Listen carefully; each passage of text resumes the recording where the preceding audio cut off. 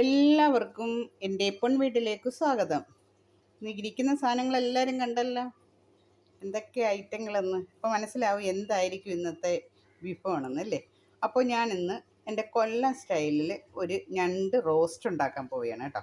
അപ്പോൾ ഇതെന്ന് വെച്ചാൽ ഒരു ഞണ്ട് വെച്ച് എന്താ ചെയ്യുന്നത് ചോദിക്കുക, ഞാൻ മാത്രമേ ഇത് കഴിക്കത്തുള്ളൂ, ഇവിടെ വേറെ ആരും കഴിക്കത്തില്ല. അതുകൊണ്ട് എനിക്ക് വേണ്ടി മാത്രം ഞാൻ ഇന്നലെ ലുലുവിൽ നിന്ന് വാങ്ങിച്ച ഒരു ഞണ്ടാണ്.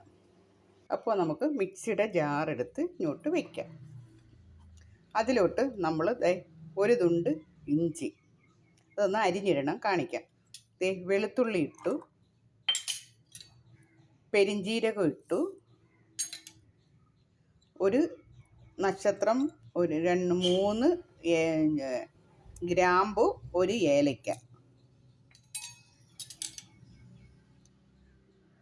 കുറച്ച് പട്ട. അധികം കുരുമുളക് വേണം കേട്ടോ, നല്ല എരി വേണം. അതിൻ്റെ കൂടെ 2 പച്ചമുളക്, ഒരു 2 ചെറിയ ഉള്ളി. ഇത്രയും നമുക്കൊന്ന് ചതച്ചുകൊണ്ട് വരാം. നമ്മൾ ഇഞ്ചിയും കൂടെ ചെറുതായിട്ട് അരിഞ്ഞിടണം, അല്ലെങ്കിൽ വലുതാട്ടാകുമ്പോൾ അങ്ങ് അരയത്തില്ല. അതുകൊണ്ട് അതും കൂടെ ഒന്ന് 2 കഷ്ണമാക്കി ഇട്ടിട്ടുണ്ട്. ഇത്രയും നമുക്കൊന്ന് ചതച്ചുകൊണ്ട് വരാം. ഇതേപോലെ ചതച്ചാൽ മാത്രം മതി കേട്ടോ. കണ്ടോ, കുരുമുളകൊക്കെ ഒന്ന് പൊട്ടിയാൽ മാത്രം മതി. ഇതേ കണക്ക് ചതച്ചെടുക്കണം.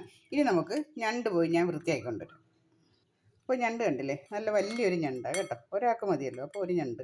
അപ്പോൾ നല്ല ടേസ്റ്റോടുകൂടി നമുക്കിത് എങ്ങനെ വയ്ക്കുന്നതെന്ന് കാണിച്ചു തരാം. ഇതൊന്ന് വൃത്തിയാക്കിക്കൊണ്ടുവരാം. ഇതേ ഞണ്ടൊക്കെ നല്ല വൃത്തിയായിട്ട് കഴുകി നല്ല അടിപൊളിയാക്കി കൊണ്ടുവന്നിട്ടുണ്ട്. കണ്ടില്ലേ, ഞണ്ടിൻ്റെ കൂടെ കഴിക്കാനുള്ളൊരു വേറൊരു കാര്യമുണ്ട് കേട്ടോ. കപ്പ ഉണ്ടാക്കി വെച്ചിട്ടുണ്ട് കേട്ടോ, കഴിക്കാനുള്ളതാണ്. നമ്മൾ നല്ല വൃത്തിയാക്കി കഴുകി അത് മാറ്റി ഇവിടെ വെച്ചിട്ടുണ്ട് കേട്ടോ. അത് കാണിച്ചില്ല എന്തിനാണെന്ന്. അപ്പോൾ നമുക്ക് ആദ്യമേ ഒരു ചട്ടി ചൂടാക്കാം, അതിലോട്ട് എണ്ണ ഒഴിക്കാം. ഒരു ഞണ്ട് ഉള്ളതല്ലോ നമുക്ക്. അപ്പോൾ അതിന് വേണ്ടുന്നതിനനുസരിച്ച് ഒരു വലിയൊരു സവാള കേട്ടോ, ഒരു വലിയൊരു സവാള എടുത്തിട്ടുണ്ട്. പിന്നെ അത് കണക്ക് തന്നെ ഒരു തക്കാളി എടുത്തിട്ടുണ്ട്. പിന്നെ കുറച്ച് കറിവേപ്പില, പിന്നെ നമ്മളൊരു പച്ചമുളക് ഇട്ടിട്ടുണ്ടല്ലോ. ഈ പച്ചമുളക് നമുക്ക് വെറുതെ ഒന്ന് ഇടാൻ ഒരു മണം കിട്ടും കേട്ടോ. അപ്പോൾ നമുക്ക് ആദ്യമേ ഈ സവാളയും തക്കാളിയും എല്ലാം ഒന്ന് നല്ലോണം വരട്ടിയെടുക്കാം. എണ്ണ തിളച്ചിട്ടുണ്ട്, നമുക്ക് കടുക് ഇടാം.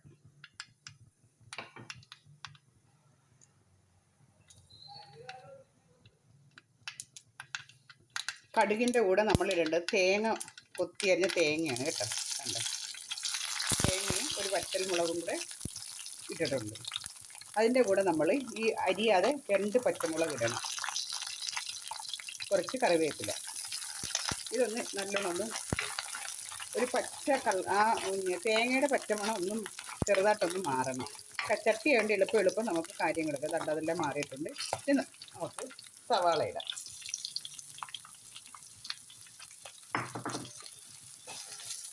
സവാള നല്ലോണം ഒന്ന് നമുക്ക് സവാളയുടെ കൂടെ തന്നെ ഒരു ചെറിയ ഉപ്പിടാം. കുറച്ച് ഉപ്പ് ആദ്യമേ ഇട്ട് നോക്കണം കേട്ടോ. അത് കഴിഞ്ഞിട്ട് നമുക്ക് പിന്നെ ഉപ്പിടാം. ഇതെല്ലാം നല്ലോണം ഒന്ന് വാടണം. അങ്ങ് റോസ്റ്റ് പോലെ വേണ്ട, ഒന്ന് വാടിയ മാത്രം മതി. നമ്മൾ ചിക്കനൊക്കെ വയ്ക്കുമ്പോൾ ഒന്ന് വാട്ടിയെടുക്കുമല്ലോ, അതേപോലെ ഒന്ന് വാട്ടിയെടുക്കണം. ഇനി നമുക്കതിലോട്ട് കുറച്ച് മഞ്ഞൾപ്പൊടി ഇടാം. അതേപോലെ തന്നെ 1.5 സ്പൂൺ കാശ്മീരി മുളക് പൊടി, 1 സ്പൂൺ സാദാ മുളക് പൊടി,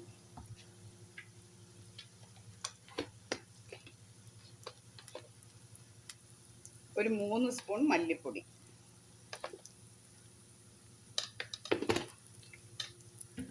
ഇത്രയും നല്ലോണം മിക്സ് ചെയ്യാം. നമ്മളിതിലൊക്കെ തക്കാളി ഇട്ടിട്ടില്ല. ഇത് നല്ലോണം പച്ചമണം മാറുന്നിടം വരെ നല്ല വൃത്തിയായിട്ട് മിക്സ് ചെയ്യണം.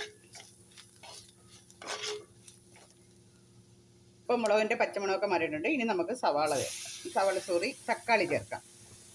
തക്കാളി നല്ലോണം കിടന്ന് വെന്ത് വെള്ളമയം എല്ലാം ചേർന്ന് വെന്ത് നല്ലോണം റോസ്റ്റായി വരണം.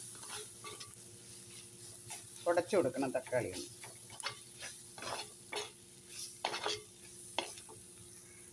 അപ്പോൾ തക്കാളിയൊക്കെ നല്ലോണം വാടിയിട്ടുണ്ട് കണ്ടോ. ഇനി നമുക്ക് തിളപ്പിച്ച വെള്ളം തന്നെ ഒരു 2 സ്പൂൺ ഒഴിക്കണം. തിളപ്പിച്ച വെള്ളം ഒഴിക്കാവേ, പച്ചവെള്ളം എടുത്ത് ഒഴിക്കരുത്. ചൂടുവെള്ളം തന്നെ ഒഴിച്ച് തക്കാളി നല്ലോണം വാട്ടിയെടുക്കണം.